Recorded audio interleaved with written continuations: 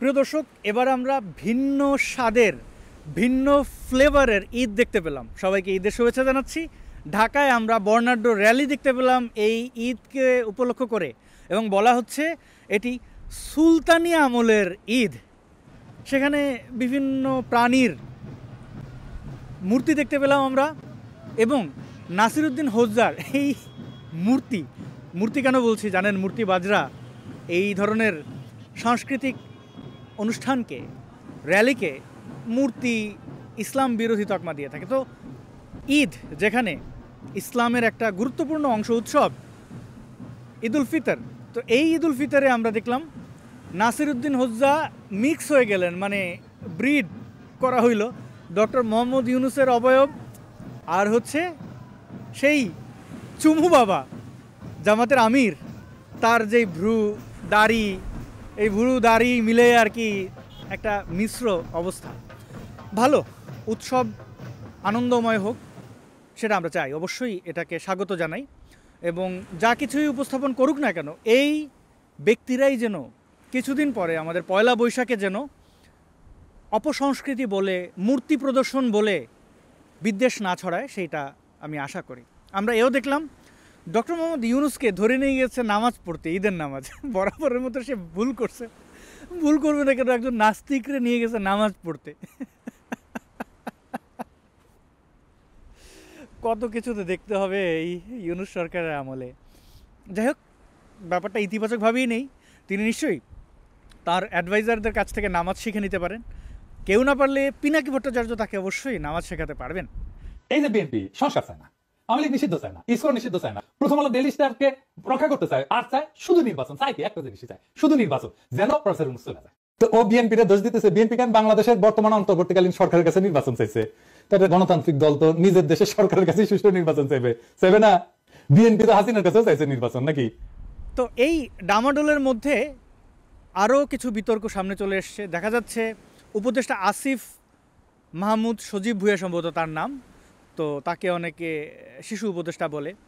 তো এই ব্যক্তি নামাজের সামনের কাতারে দেখা যাচ্ছে ইমামের পাশে। এইটা নিয়ে আবার অনেকে আপত্তি তুলেছেন যে হ্যাঁ, সে এমন কে হয়ে গেছে, সে কেন সামনের কাতারে থাকবে, অর্থাৎ ইমামের পাশে থাকবে? এইটা আবার কেমন ধরনের ঈদের নামাজ?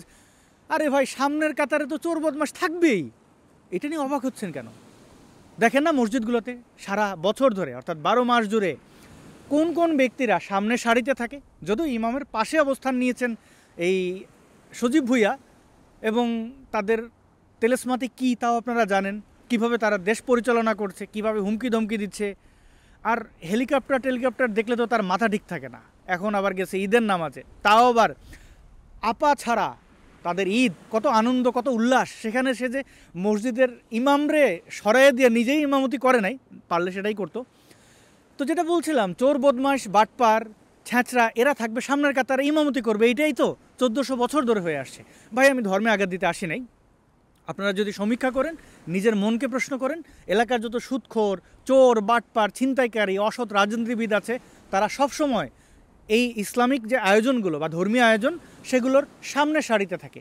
শুধু ইসলাম কেন, অমুসলিমদের উৎসবগুলোতে বৌদ্ধ ধর্মাবলম্বীদের ধর্মগুরু যারা আছে, তারা দেখেন নাই এই অসৎ রাজনীতিবিদ, গুন্ডা বদমাশদের দালালি করতে? হিন্দু ধর্মের নেতাদের কথা আর কী বলি, এরা তো মানে এনিওয়ে, আমরা আসলে এই বাস্তবতার সাথে পরিচিত, কোনোভাবেই অপরিচিত নই, পরিচিত। এবং আমরা দেখে এসেছি যে এগুলোই হয়েছে। ধর্মকেন্দ্রিক সব কিছুর সামনের সারিতে এই গুন্ডা বদমাশরা থাকে। তারা হয়তো রাজনৈতিক ফায়দার জন্য, তাদের পরিচিতির জন্য, তাদের অন্যায়ের বৈধতা দেওয়ার জন্য এখানে আসে, কিন্তু যারা তাদেরকে এখানে দাঁড় করায় তারা কারা?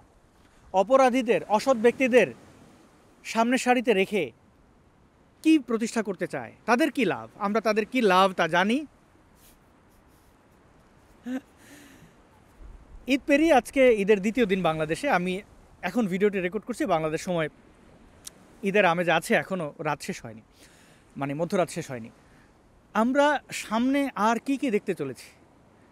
ঘৃণা, বিদ্বেষ, আইনশৃঙ্খলার যে ভয়ঙ্কর পরিস্থিতি, এগুলো কি পরিবর্তন হবে? আশা তো দেখি না, কোনো ইঙ্গিত তো নেই। অতীতের আওয়ামী লীগ সরকার নিয়ে অনেক সমালোচনা, 16 বছর ধরে নির্বাচন হয় নাই, 16 বছর ধরে খুব দুঃখে ছিল মানুষ, ভাবটা এমন যে 2009-এর ইলেকশনটাও অবৈধ ছিল, অথচ আমরা জানি সেই ভোটে কিন্তু আওয়ামী লীগ ব্যাপকভাবে মানুষের সমর্থন পেয়ে ক্ষমতায় এসেছিল। এরপরে যে ধারা, স্বৈরাচারী ধারা, যে যায় ক্ষমতায় সেই হয় স্বৈরাচারী, যেটা ইউনূসকে এখন দেখতে পাচ্ছেন, সেটা হয়েছে। শেখ হাসিনার রাজনৈতিক যে পন্থা, তিনি যেভাবে রাজনীতি করেছেন, সেটা তো আসলে ভিকটিম হয় নাই ওই রাজনৈতিক ধারায়, এমন মানুষ খুঁজে পাওয়া খুব কঠিন হবে। আমারে দেখেন না, এই প্রশান্ত মহাসাগরের এখানে পর্যন্ত দৌড়ে দিয়েছে। মানে কি আর বলি একটু আনন্দ তো করলেন, একটু শোনেন।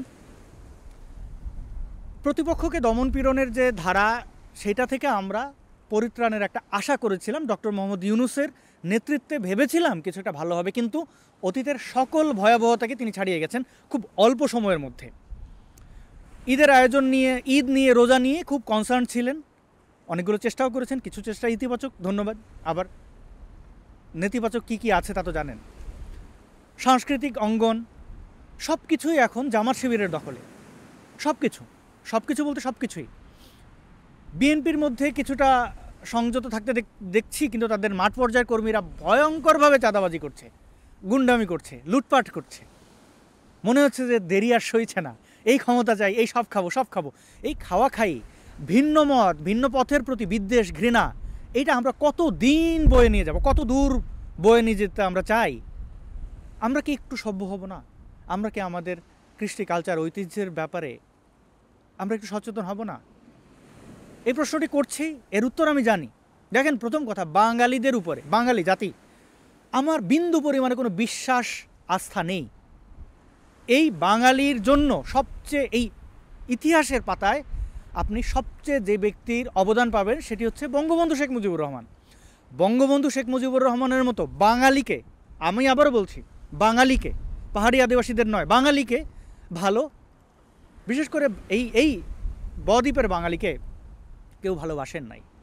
47-এ দেশভাগের পরে এই উপত্যকার মানুষের জন্য সবচেয়ে যে মানুষটি বেশি করেছেন বঙ্গবন্ধু, তাকে এই বাঙালিরা হত্যা করেছে। এই সেই গাদ্দার জাতি। আমি তাদের কাছে কিছু আশা করি, তাদেরকে আমি বিশ্বাস করি, অসম্ভব। আমি নিজে বাঙালি বলি না, আমি বাংলাভাষী, বাঙালি বলি না কেন। যে জাতি বঙ্গবন্ধুর মতো একজন ব্যক্তিকে হত্যা করে, তা আবার সপরিবারে, এমনকি শেখ রাসেলকেও পর্যন্ত তারা থ্রেট মনে করে, সেই জাতিগোষ্ঠীকে আমি বিশ্বাস করি। এত বড় বোকা তো আমি না। এরপরে দেখেন, বুঝলাম যে কিছু সেনাবাহিনীর ভাষায় বিপথগামী সেনা কর্মকর্তা, সদস্যরা বঙ্গবন্ধুকে হত্যা করেছে, যেটা মিলিটারিরা করে না। এই কিছুদিন আগে ডালিমের সামনে আসা, চেহারা দেখানো, লাইভ করা, সেখানে লাখ লাখ কোটি কোটি মানুষের বগল বাজানো দেখেন নাই? তার মানে এই অকৃতজ্ঞ, বেঈমান, স্বার্থপর জাতির পরিবর্তন হয় নাই। এরা শুধু নিজেরটা চায়। এবার বলছি, আওয়ামী লীগের রাজনীতিবিদ যারা আছেন, আবার যারা অ্যাক্টিভিস্ট, দেখবেন প্রতিপক্ষ এত ভয়ঙ্করভাবে গালাগালি করে। খালেদা জিয়া একজন মুক্তিযোদ্ধার স্ত্রী, তিনি রাজনীতি করবেন এটা মনে হয় না তিনি কোনোদিন ভেবেছিলেন। জিয়া হত্যার পরে তিনি রাজনীতিতে আসলেন। আমি আওয়ামী লীগের অনেক উঁচু পর্যায়ের নেতাদেরকে দেখেছি, খালেদা জিয়া ধর্ষণের শিকার হয়েছেন পাকিস্তানি হানাদার বাহিনীদের দ্বারা, এর জন্য তারা খুব খুশি। কোনো অ্যাক্টিভিস্ট, ছাত্রলীগ নেতাকে দেখি বীরাঙ্গনাদের সাথে তুলনা করছেন। বর্তমান সময়ের কিছু মিডিয়া ব্যক্তিত্ব যারা কিনা এই আন্দোলন নিয়ে অতি উৎসাহ দেখিয়েছেন, তারা ধর্ষণের শিকার হবেন এবং সেই আকাঙ্ক্ষা থেকেই বীরাঙ্গনা দাবি করে ফেলেন। আর অন্যান্য অ্যাক্টিভিস্ট, কে টিম, ফি টিম, অমুক গ্যাং, তমুক গ্যাং, তারা তো সরাসরি আওয়ামী লীগের ব্যানারে থেকে শেখ হাসিনার সাথে মিটিং করেছেন বলে বিশাল কিছু হয়ে গেছেন এই দাবি করে। এই সমন্বয়কদের মধ্যে যারা নারী সদস্য বা এই আন্দোলনের সাথে যে সকল নারী সদস্যরা যুক্ত ছিলেন, তাদের মা বোনদের ধর্ষণ, তাদেরকে ধর্ষণ, তাদের ভেতরে বাঙালি, খাঁটি বাঙালি বীর্য ভরে দেওয়া। পাকি মিলিটারিরা যেভাবে বলেছিল, মনে নাই, পেহলে উসকো মুসলমান বানাও। তো এই চেষ্টা, এই একই প্রতিযোগিতা তাদের মধ্যে দেখি। আবার বিএনপিদের মধ্যে একই ঘৃণা, একই রকম। সেই 10% জিয়া এখন বদলাইছে কিনা আমি জানি না, কিন্তু তারা, মানে কারা আসবে ক্ষমতায়, কারা সুস্থ চর্চা করবে? জামাত শিবিরের কথা আমি বলি না, হিজবুত তাহরিরের কথা বলি না, কারণ এরা এই দেশের সবচেয়ে বড় কাওয়ার্ড। আমি আবার বলছি, এরা এই দেশের সবচেয়ে বড় কাওয়ার্ড। এদের বিষয়ে এদের গুনাই ধরার কোনো সুযোগ নাই, ভোটও তাদের নাই, এরা বিচ্ছিন্নতাবাদী। এই বাংলাদেশের গণশত্রু হচ্ছে এই হিজবুতিরা, এই জামাতিরা। জামাত শিবিরের মুক্তিযুদ্ধ পরবর্তী যারা জন্মেছে, যারা সমর্থন করছে, তাদেরকেও আমি ওই রাজাকারের উত্তরসূরি মনে করি, কারণ তাদের দল আনুষ্ঠানিকভাবে যুদ্ধ অপরাধের জন্য ক্ষমা চায় না। এই যুদ্ধ অপরাধ ঘটিয়েছে তাদের পূর্বপুরুষরা, সেই পূর্বপুরুষদের এরা অন করে, সেই সকল নেতাকে এরা অন করে। এরা বিশ্বাস করে 1971 তাদের নেতারা ভুল কিছু করে নাই, তাদের কাছে ধর্ষণ বৈধ, অন্যায় বৈধ। সেই ধর্ষকের উত্তরসূরিদের আমি কেন গোনায় ধরব? এবার হচ্ছে অসাম্প্রদায়িক মানুষজন যারা আছেন তাদের কি ভূমিকা, তাদের মধ্যে ব্যাপক আমি বিভেদ দেখতে পাই। আমি দেখেছি এই আগস্টের 5 তারিখে শেখ হাসিনার পতনের পর শেখ হাসিনার অন্তর্বাস নিয়েও এই প্রগতিশীলদের মধ্যে কিছু বদমাশরা উল্লাস প্রকাশ করেছে। ধানমন্ডির 32 নম্বরের বাড়ি ভাঙার পরে তারা উল্লাস করেছে। এই দালাল সেলিম সামাদ ব্যক্তিগত আলাপচারিতায় আমার সাথে আমি দেখেছি বঙ্গবন্ধু ছাড়া কথাই বলতো না। আওয়ামী লীগের কি মানে, তারা দালাল কেন বলতেছি? তুই আগে দালালি করছিস কেন? আপনি আগে দালালিটা করলেন কেন? এই ব্যক্তি বলে ধানমন্ডির 32 নম্বরের ওই সড়কের নামটাই বদলাইয়া বিপ্লবী সাজছে, জুলাইয়ের 36 জুলাই নাম দিতে। আরও কত কুৎসিত চক্রান্তকারী। আমি গুম হয়েছি আওয়ামী লীগের আমলে, সেই গুমের ঘটনার চিরন্তন সত্য ঘটনা, নিপীড়ন নির্যাতনকে বৈধতা দিতে গিয়েছিলেন তাসনিম খলিল। আমি তার সাথে বন্ধুত্ব, যোগাযোগ যা কিছু ছিল তাকে আমি সম্মানের চোখে দেখতাম, ছিন্ন করেছি। নিজে থেকে বলে কয়ে যে ভাই আপনি আপনার পথে, আপনার পথ আর আমার পথে এক না।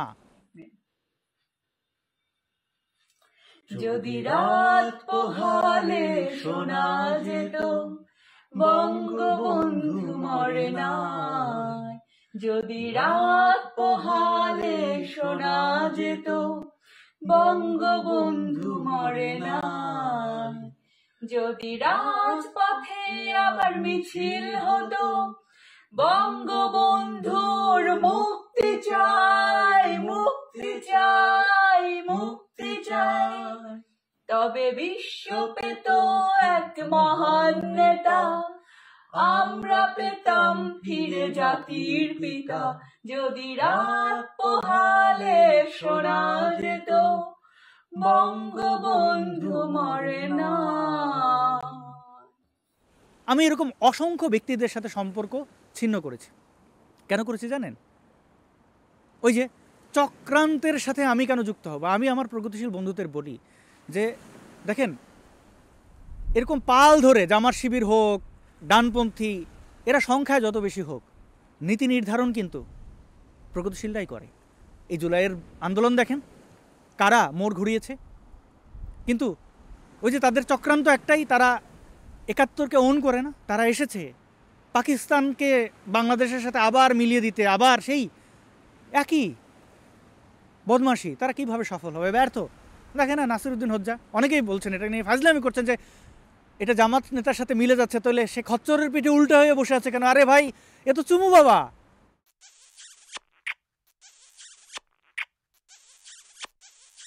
এরে সামনের দিকে ঘুরে দিলে তো এই খচ্চরের মুখে চুমু খাবে, এবং খচ্চর 2 বার ফালাই দিছে, তাই তার অনুসারীরা উল্টা করে বসায় দিছে। আবার অনেকে শঙ্কিত যে এখন লেজ উঠে না আবার চুমু দেওয়া শুরু করে। এই যে উল্টো পথে হাঁটা, এটা কেন? এটার কারণ হচ্ছে যে প্রগতিশীলরা হাত গুটিয়ে বসে আছেন, হাত ধুয়ে বসে আছেন, আর যেগুলো বদমাইশ তারা তাদের বদমাইশি দেখায় যাচ্ছে। মুক্তিযুদ্ধের পক্ষে বলে কত বদমাইশ আইসা ধর্ষণের কথা বলে, হত্যার কথা বলে, ঘৃণার কথা বলে, আবার বলে আমি মুক্তিযুদ্ধের চেতনায় এক কয়েক চেতনাবাজ রে, বাটপার কথাকার। আমরা কত বাটপার দেখলাম, এই যে পিনাকি, কত পাড়া নাস্তিক, গণজাগরণে উল্টাইয়া ফেলা লোক, বামপন্থী নেতা, এখন তার অবস্থা দেখছেন। এরকম সমগোত্রীয় আপনারা প্রত্যেকটা মানে এই মুক্তিযুদ্ধের চেতনাবাজদের মধ্যে দেখতে পান। সুশান্ত মনে নাই গণজাগরণ মঞ্চের আন্দোলন কিভাবে ছিনতাই করতে গেছিল, পাত্তা পায় নাই, টাকা পয়সা কিভাবে মারছে। এই বাটপারদের কবল থেকে আমাদের এই দেশটাকে যদি আমরা বাঁচাতে না পারি, আমি এই ভিডিওর মাঝখানে বললাম না বাঙালিকে আমি বিশ্বাস করি না, আমি করি না, আমি বিশ্বাস করতে চাই, আমি বিশ্বাস করতে চাই, কিন্তু বিশ্বাস করি না বলে তাদের ক্ষতি চাই না। আমি ক্ষতি চাই না, আমি তো লেজ কাটা শিয়াল না। আমি তারেক রহমানের একটা ছবি, তারেক রহমান এবং খালেদা জিয়ার ছবি পোস্ট করেছিলাম আমার এই পেজটাতে। এই নিয়ে কত মানুষের বিপদ, খালেদা জিয়াকে কেন আমি প্রশংসা করলাম। আরে ভাই, একটা মানুষ এতদিন জেল খেটেও আমরা তাকে আগে যেভাবে দেখেছি, ভ্রু সরু করা, চুল খুলে রাখা, এটা তার স্বকীয়তা। আপনার সমস্যা কোথায়? আপনার কোনো ক্ষতি করেছেন উনি এটা দিয়া? আপনার কোথায় আঘাত দিয়েছেন? এত জেলাস কেন? তিনি মেকআপ করে থাকেন বা তিনি কি খান এটা নিয়ে দেখলাম শেখ হাসিনা সংসদের পর্যন্ত ঠাট্টা ইয়ার্কি করেছেন, তিরস্কার করেছেন। এগুলো কি ধরনের চর্চা? শেখ হাসিনার ছেলে কি খায় আমরা জানি না কিছু। মানে এই কাদা ছোড়াছড়ি, এই নোংরামি, এগুলো বন্ধ করতে হলে আমাদের আসলে প্রগতিশীলদের এগিয়ে আসতে হবে, নইলে এই এই এই ভয়াবহতার নিস্তার নাই। অনেকে আবার আমাকে এই খালেদা জিয়ার প্রশংসা কেন করেছে এটা নিয়ে গন্ধ বের করে নেয়, আমি বিএনপিতে যোগ দিচ্ছি। আরে ভাই, বিএনপি সমর্থন করা আমার কাজ নাকি? আওয়ামী লীগ সমর্থন করা আমার কাজ নাকি? আবার অনেকে বলছেন আওয়ামী লীগ আমার অনেক ক্ষতি করেছে, আমি প্রতিশোধ নিতেছি। ভাই, প্রতিশোধের দেখলেন কি? আমি তো প্রতিশোধ নিলে হাসান মাহমুদ বেলজিয়ামে থাকে না। আমি প্রতিশোধ নিলে ওই যে শেখ হাসিনার ব্রা নিয়ে উল্লাস করছিল কিছু বুদ্ধিজীবীরা, বললাম না একটু আগে, তাদেরকে আমি আনফ্রেন্ড করতাম না, তাদের সাথে সম্পর্ক নষ্ট করতাম না, নিজে থেকে বলতাম ভাই টাকা দেন, আরাম চাই, এইটা চাই, ওইটা চাই। ওইটা তো আমার রাজনীতি করা কাজ না ভাই। কেন এগুলো বলছেন? প্রতিশোধ এইভাবে কেউ নেয়? আর এখন তো আওয়ামী লীগরে এই জুলাই বিপ্লবীরা মজলুম বানাই ফেলছে।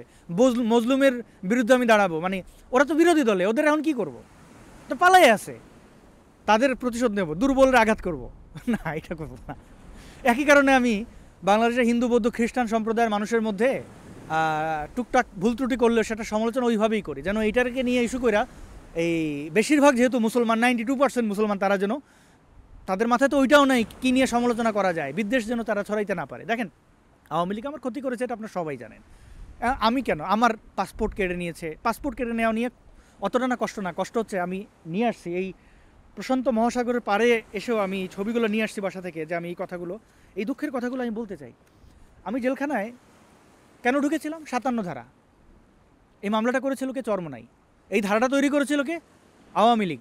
কেন করেছিল? 2013 সালে গণজাগরণ মঞ্চে যে লাখ লাখ মানুষের উপস্থিতি, এটা কি নাস্তিকতার কোনো আন্দোলন ছিল?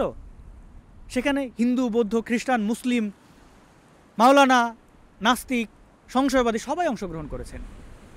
সেই আন্দোলনটাকে জামাত বি টিম তৈরি করলো হেফাজতকে, এই মাহমুদুর রহমানের মতো বদমাশদের সাথে নিয়ে, ফরাদ মজারদের মতো বদমাশদের সাথে নিয়ে। তারপরে এটারে বানিয়ে দিতে চাইলো যে নাস্তিকদের আন্দোলন। শেখ হাসিনা কী করলেন? সেই ভণ্ড হেফাজতিদের সাথে তাল মিলেয়া 57 ধারা তৈরি করলেন, ব্লগারদের একের পর হত্যার নিয়ে তিনি 9-6 করলেন। এখন ওনাকে বলবেন কিছু কিছু বিচার করেছে না। এই ভিন্নমতের মানুষগুলোকে দেশ থেকে শেখ হাসিনা নিজে তাড়িয়েছেন। 57 ধারা তৈরি করেছিলেন মুখ বন্ধ করার জন্য। সেই ধারায় আমি গ্রেপ্তার হয়েছিলাম, দুঃখ নাই। ইসলাম ধর্মের সমালোচনা করেছি, উগ্রপন্থী মুসলমানদের ভাষায় ধর্মীয় অনুভূতিতে আঘাত। মামলার এজাহারে যা লিখেছে তা মিথ্যা কথা, তাও মানছি। জেল খেটে হাইকোর্টের বেল নিয়ে আমি বের হইলাম। হেফাজত দাবি তুললাম, আমি কেন, নাস্তিক কেন জেলের বাইরে থাকবে? এরা দেশ থেকে পালিয়ে যাবে, তাদের বাইর করে দিতে হবে, নইলে তাদের জেলে থাকতে হবে। শেখ হাসিনা সাদরে তাদের সেই আহ্বান, সেই বাহানাকে আমলে নিলেন, আমাকে দ্বিতীয়বার অ্যারেস্ট করলেন। অ্যারেস্ট তো পরে, প্রথমে ডিজিএফআই দিয়ে গুম করাইলেন। ডিজিএফআই 82 পৃষ্ঠার মতো প্রিন্ট করা কাগজ নিয়ে আসলেন, আমার আমলনামা, কোথায় কি কমেন্ট করেছি। তখন আমাকে 5000 লোকও চেনে না।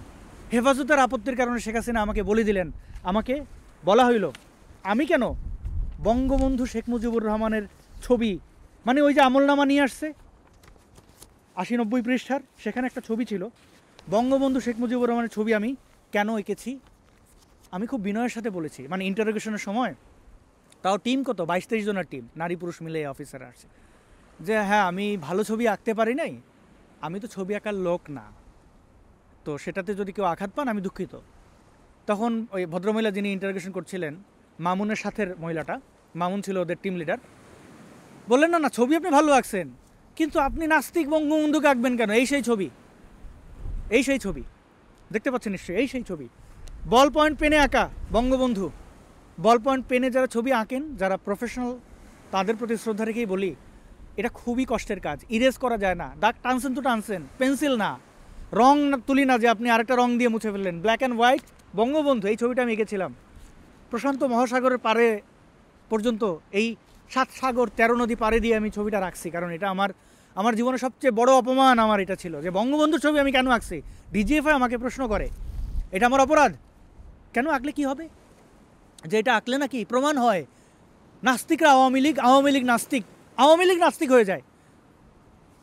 আওয়ামী লীগ নাস্তিক হয়ে যায়? আমি যখন ছাত্র রাজনীতি করছি, ছাত্রলীগ, তখন তো অন্ততপক্ষে এই মোবাইল টোবাইল ছিল না। এই সার্জিস হাসনাতদের মতো বঙ্গবন্ধুর জ্বালাময়ী ভাষণ দিয়া রাজনীতি করে নাই। আমাদের রাজনীতিটা পড়তে হয়েছে। ছাত্রলীগের গঠনতন্ত্র পড়েছি, আওয়ামী লীগের গঠনতন্ত্র পড়েছি। কোথাও নাই বঙ্গবন্ধুর ছবি একজন নাস্তিক আঁকতে পারবে না। আওয়ামী লীগ কোথাও বলে না, বরং বলে সকল মতের সকল দলের মানুষ এই দলটি সমর্থন করতে পারবে। আমাকে আমার পাসপোর্ট কেড়ে নেওয়া হইলো, পাসপোর্ট এই ছবি জন্য আমাকে অপমান করা হইলো। আওয়ামী লীগ তো আমার সেই দিনে আমাকে জানিয়ে দিয়েছে যে আমি আওয়ামী লীগ করতে পারি না। আমি সেখানে আরও কিছু ছবি এঁকেছি, কার্ল মার্কস সব নিয়ে আপত্তি করে নাই। আমার জেলে থাকা কষ্টের একটা ছবি, মানে এটা যদি ডানা থাকতো যেটা হইতো আর কি, এটা প্রক্সি।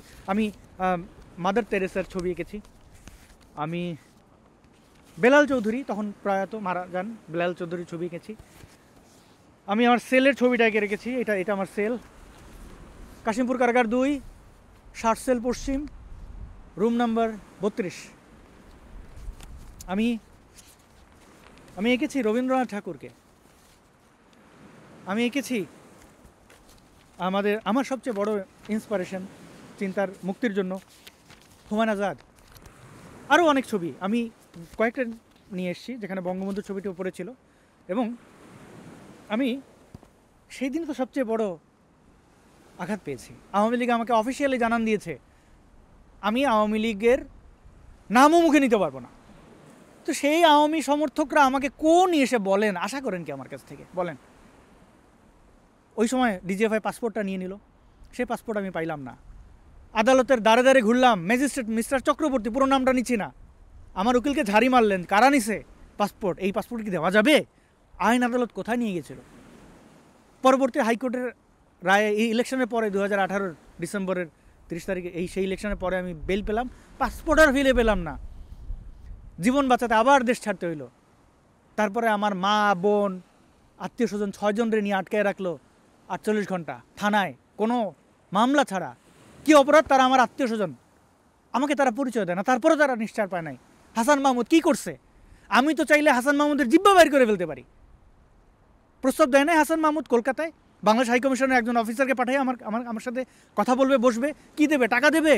যে লোক, যে দল মা বোনদের উপরে হাত দেয়, তারা যদি আমাকে ওন করতো যে হ্যাঁ নাস্তিক হিসাবে তারা আমরা ঘর থেকে বাইর করে দেনি, তারা আমাদের সন্তান, আমি তারপরেও কি আমার বাবা আমাকে নির্যাতন করতে পারে?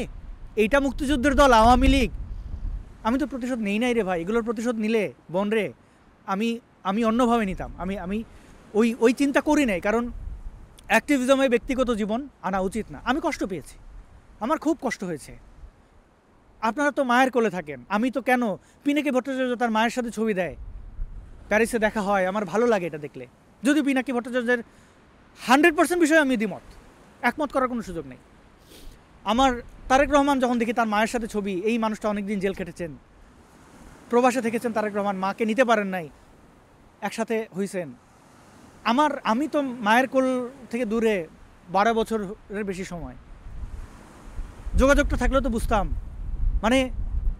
মানে ব্যথা তো অনেক, কিন্তু সেই ব্যথার কি প্রতিবাদ করি নাই। এই শোককে শক্তিতে রূপান্তর করছি। সুতরাং হ্যাঁ, যে কথাটাই আহ্বান জানাচ্ছিলাম যে প্রগতিশীলরা যদি সচেতন না হন তাহলে ঠাঁই পাবেন না। এই দেশ সিরিয়া, আফগানিস্তান হবে, হওয়ার পথে এই দেশ ফিলিস্তিন হবে, হওয়ার পথে। আমাদের দেশের প্রায় ঘরেই আছে হামাসের মতো সন্ত্রাসীরা, উস্কানি দেয়। দেখেন না 7 সিস্টার ভেঙে ফেলার কথা স্বয়ং ডক্টর ইউনুস বলেন। কোথায় যাই, কি বলি, বলার তো কিছু নাই। দেশ আসলে বদমাশদের হাতে, ইমামতিতে আছে বদমাশরা। তো এই বদমাশদের আসলে পারি আমরা, গুটি কয়েক মানুষই পারি। সেই পারার জন্য তো আপনাকে সত্যের ধারে থাকতে হবে, ন্যায়পরায়ণতা। দেখেন, কয়েকটা জিনিস ইগনোর করলে আমরা সফল হব, এই দেশটা সুন্দর হবে, সকলের দেশ হবে। আমাদের তো এই দেশটা নাস্তিকের দেশ দরকার নাই। কি জুলুম করবেন না কারোর উপরে, ভিন্ন মতের সমালোচনা করবেন, কিন্তু খুন, ধর্ষণ, আরও কিছু নিকৃষ্ট কাজ আছে, সেগুলো করবেন না, অপপ্রচার করবেন না। প্রতিপক্ষকে আপনার শক্তি জানাই দেবেন যে আমি আপনার সাথে নৈতিকতা বজায় রেখে ডিল করছি। আপনাকে আমি পছন্দ করি না, আপনার মতের সাথে আমি একমত না, আমি দ্বিমত। সেটা সভ্য ভাষায় সুন্দরভাবে আমি দ্বিমত প্রকাশ করব। ঘৃণা, বিদ্বেষ সহিংসতা দিয়ে না, তাহলে তো জিতব।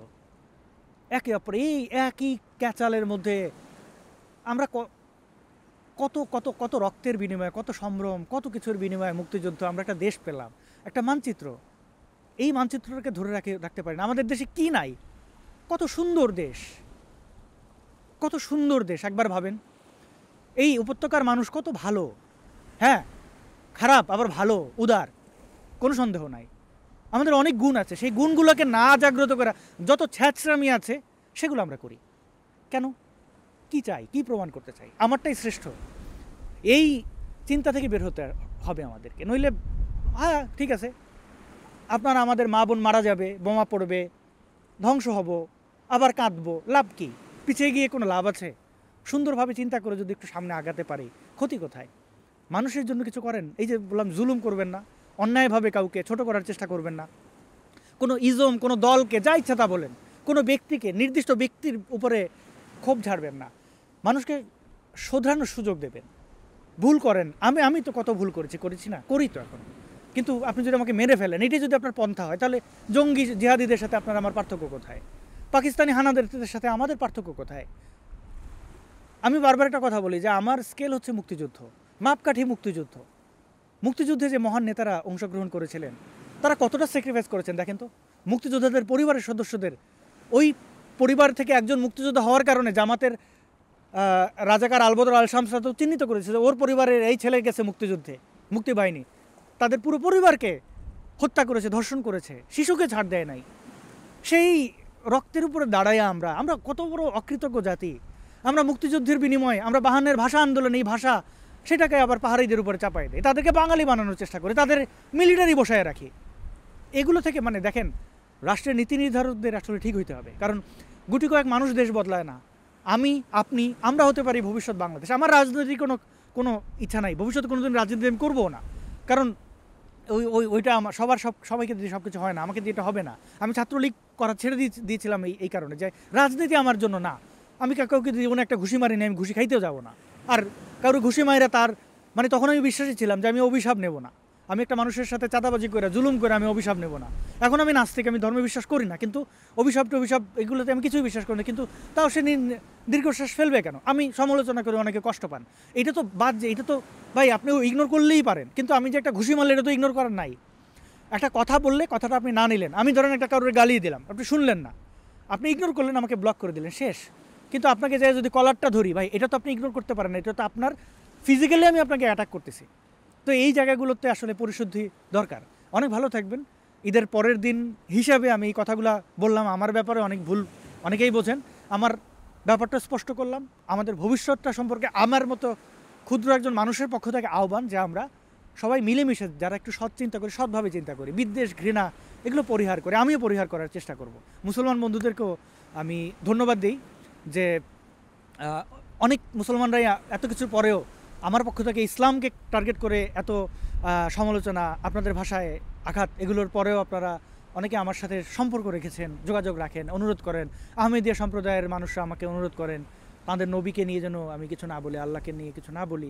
আমি মানার চেষ্টা করেছি, আবার উগ্রপন্থীদের কারণে মানতে পারি না, অনেক চড়াই উতরাই, কিন্তু আমি চেষ্টা করবো আপনাদের আঘাত না দিয়ে আসলে কিভাবে মানে আসলে এটার সমাধান করা যায়। কিন্তু অনেক সময় পারিও না, আমি তো একা মানুষ, অনেক সময় অনেক কিছু চেপে বসে মাথায়, অনেক কিছুই ভাবনায় চলে আসে, সেগুলো পরিহার করে আসলে সুন্দরভাবে এগোনোর চেষ্টা করব। অনেক ধন্যবাদ।